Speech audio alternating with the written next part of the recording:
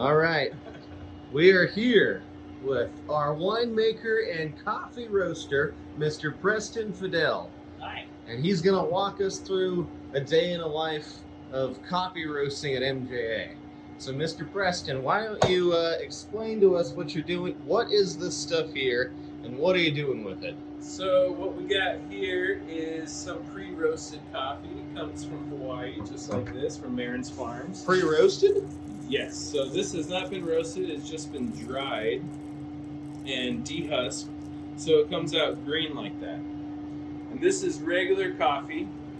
And then for Marin's blend, which is all the coffee that we sell at MJA, we actually add a ratio of Peaberry versus regular coffee.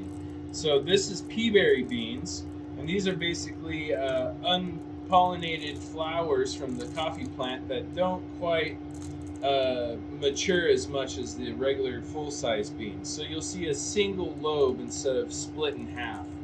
And they're a lot smaller, a little more acidic beans.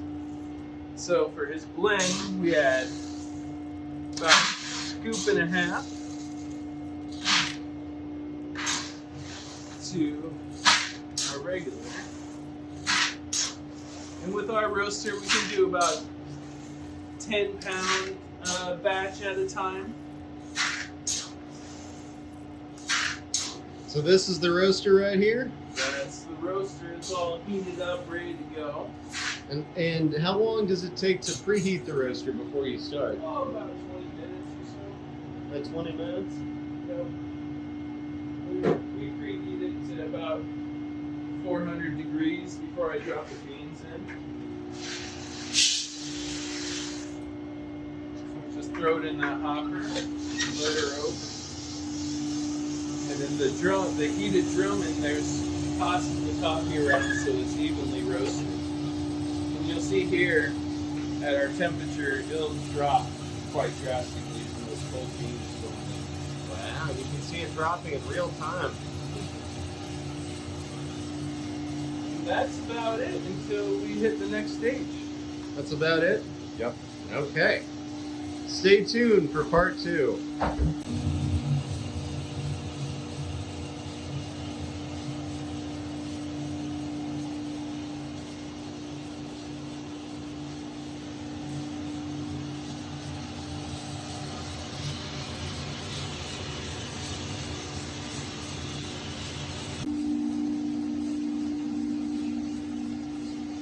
What are you doing now, Mr. Preston?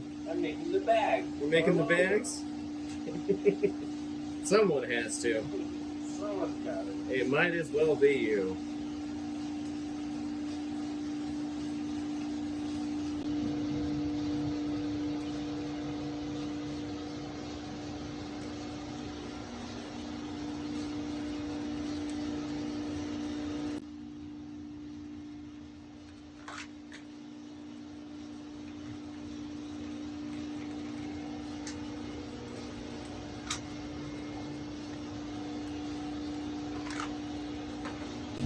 And as you can see, the temperature is starting to heat up, and you can see the beans changing color as they roast, going from a green hue to a little bit of a yellow hue, and then finally to that characteristic brown coffee color.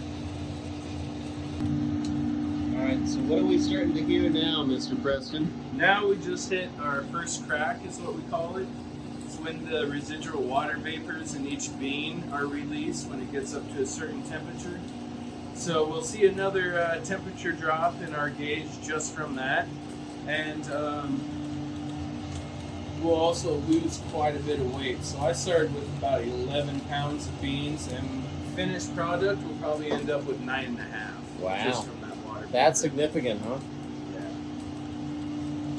You can hear that wonderful crackle.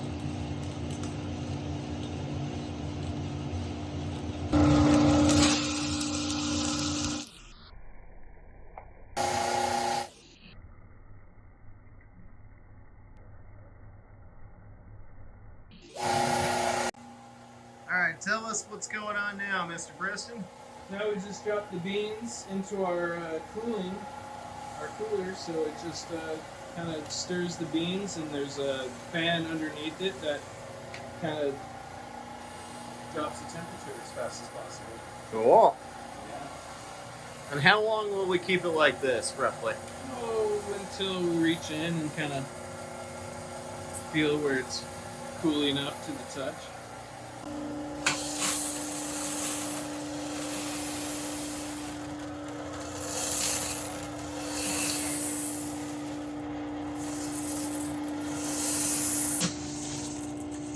Are these 1 pound bags, Mr. Preston? These are 1 pounders we're making today. And we're making absolutely sure they are.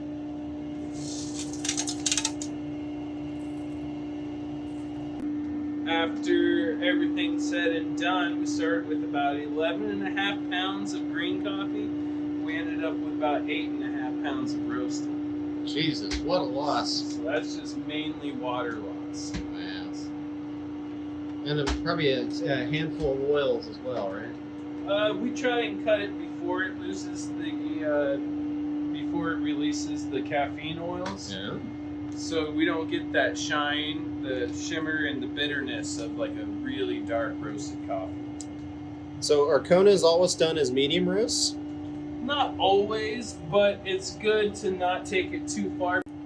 So basically we do a medium plus roast because only coffee producers that produce like lower grade Kona coffee will take it to a darker roast because then they're masking a lot of the imperfections of the flavor. So we don't need to do that. So what are you doing now? What's this thing? Right now I'm just sealing the bags by melting them a little bit. And there we go. We have our MJA Kona coffee. And that wraps it up, folks. That is a day in the life of coffee at MJA and a day in the life of Mr. Preston.